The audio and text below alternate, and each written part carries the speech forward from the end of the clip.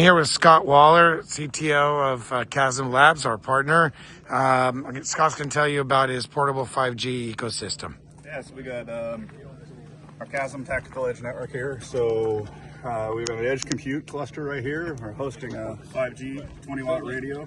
So a 5G standalone. We're broadcasting connectivity to the entire airfield out here. So other folks are connected in with a bunch of hotspots, routers, etc. So we're connecting sensors up there, sensors out in the field, the talk over there.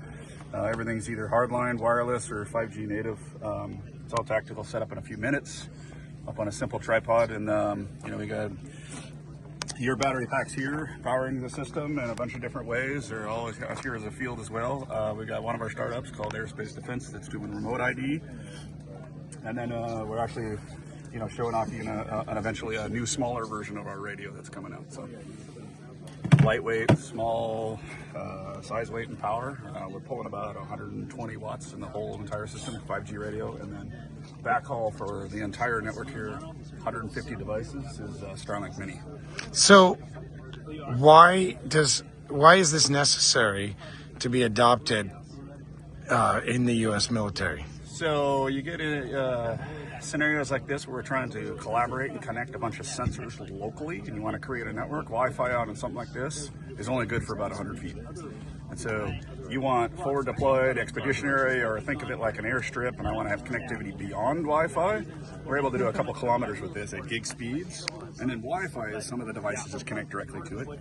It's all about range and the size of the network and the coverage area that you can versus Wi-Fi that's very... So what kind of coverage area are you getting, and do you have to put that up a little higher to get better coverage? Actually, we're able to, we can get way past the mound, about a click or so away right here. So you got more than a kilometer? Yeah. Okay. In all directions? And about that direction, but there's a lot of bleed over, so we're basically covering from that hill over there all the way out to that hill over there.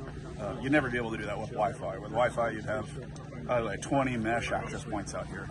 And then you think about the speeds and the bandwidth. So if you're doing computer vision, you're doing a lot of spectral data, whatever it is, Wi-Fi and those type of connectivity is way better than some of the proprietary mesh network radios that are out there. Some of them be legacy where you're a couple megabits a second, but now we're able to do upwards of gig speeds.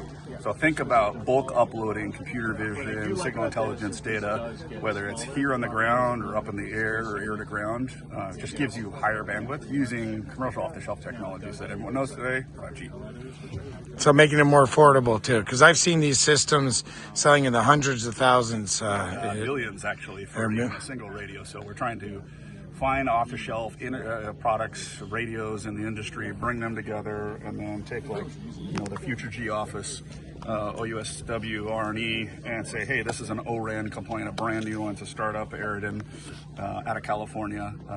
This is more output than that, and so what are you going to reach? About 15 kilometers on this one. Is that right? That's so you're going to be an insane amount of range. We just got it operating in our lab 2 days ago. That's a game changer. Super excited. So think about size, weight, and power on this. I can put it into a drone, and I can radiate a couple kilometers.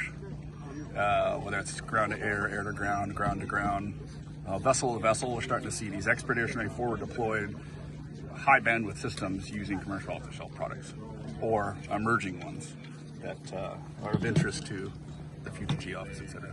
What's that standing over there? That is a drone tag sensor from another company. So it's looking at like this. The Aerospace Defense guys who did a lot of work around remote ID for drones, like in the public space. So is that connecting into the Kahsm network? This network. The sensor up there is a radar system and another sensor. They're all connecting to this network. There we go. All right. Well, thanks, everybody. Scott Waller from Kahsm-Labs.